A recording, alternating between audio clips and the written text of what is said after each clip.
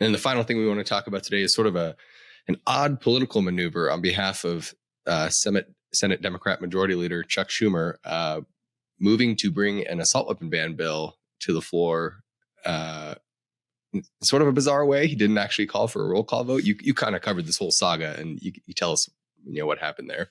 Yeah, it's not necessarily bizarre. It's more like in a way that wasn't designed to actually pass, right? Like Chuck Schumer knew this bill wasn't going to pass. And I think he knew that this bill probably couldn't even get 50 votes. One of the weird things about it, and we've written quite a bit about this over at The Reload. So if people want to go a little more in depth here, they should check out the members piece that I wrote on Friday, or any of the pieces that we've written about this the last week or so. Because if you remember, the week before, there was a new rebranding effort for the assault weapons ban that was introduced by, Senator Angus King from Maine and 3 moderate Democrats, or at least more moderate Democrats, people who hadn't officially co-sponsored an assault weapons ban before. And so they brought out this new bill, the Go Safe Act, the gas-operated semi-automatic firearms. What does the E in Go Safe stand for? Exclusion. Exclusion. It is exclusion. Okay. Yeah. Gives you kind of Chinese exclusion. Putting exclusion in legislation names doesn't have a good history. Yeah. Not sure why they did that. Anyway, I think they just wanted the acronym, the Go Safe thing. But regardless, it's basically a rebranded bill. You took a deep dive into it for members, exactly what it does and why it's not very well written. I guess you could just put it at that. But there was some momentum from that, I guess, political momentum, because you got 3 people who'd never sponsored an assault weapons ban before, and now they're on this new, basically just a rebranding of assault weapons ban. It's actually a little bit stricter in a number of ways too, but regardless, okay, well, maybe that's what they're doing. They're just going to take this momentum from this, announcement of this new bill, and they're going to push forward with that, and maybe they can get to 50 votes because there's 45 people are sponsoring the Feinstein introduced assault weapons ban that's been introduced like every year for the last 30 years and never gets more than 40, mid 40s, and they're all Democrats. But so maybe you get to, 48 that way. And that's closer to 50. It's not clear that you can get to 50 even with that new bill. In fact, it seems like you can't.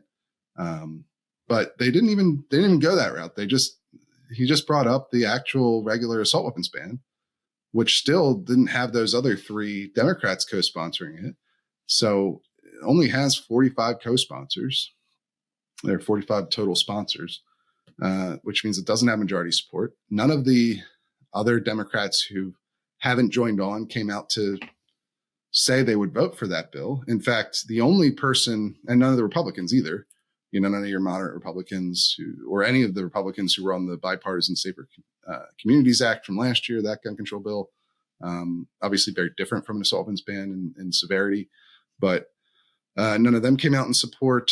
And the only person who responded to our requests for comment on how they would vote on this was Senator Tester, John Tester, Democrat from Montana. He's up for re-election this year in a state that voted, I think, 57% for Donald Trump in 2020. So, fairly tough re-election campaign for a Democrat, I think.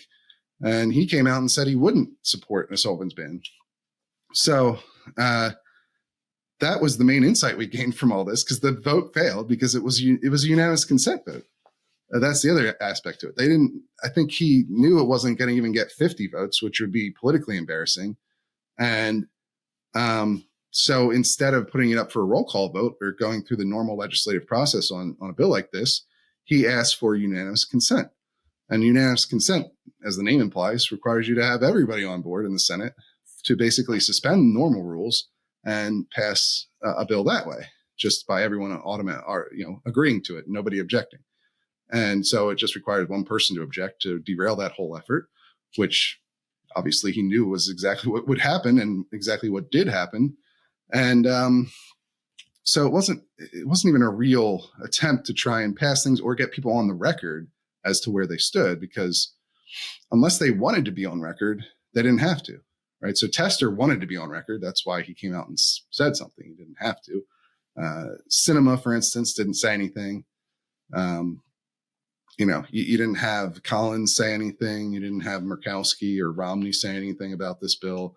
None of them came down and spoke in opposition or support to it. So it was a way to let people say something about the bill if they wanted to, and not say anything about it if they didn't want to.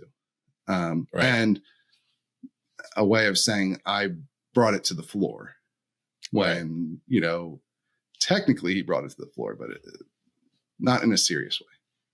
Yeah, no, it's pretty clear, just as you laid out there, that all of this was for the political messaging purposes instead of actually trying to get legislation through. It's pretty transparent what was being done there. Yeah, and it's still fairly interesting because they didn't do this after the House passed the assault weapons ban last year when Democrats controlled the House. Right. And so I don't why Chuck Schumer felt this was the time to do it, or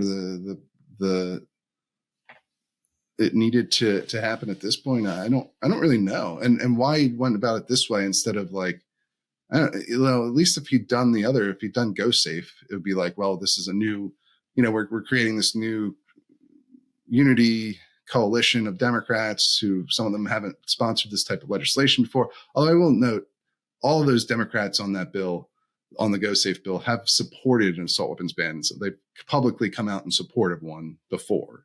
So they weren't really the guys to watch. When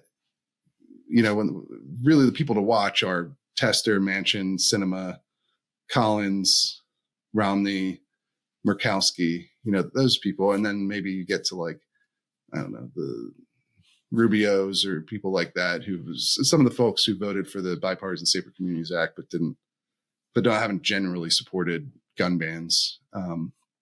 They would be the people to watch, not King or Heinrich or some of the other people who were, or Kelly, Mark Kelly in Arizona, or Bennett, who they were all on the Go Safe Act. These just aren't the guys who are signaling that there's actual movement on the issue. The people who would be signaling that would be all the other ones that I just mentioned. And none of them, except for Tester, said anything. And Tester said no.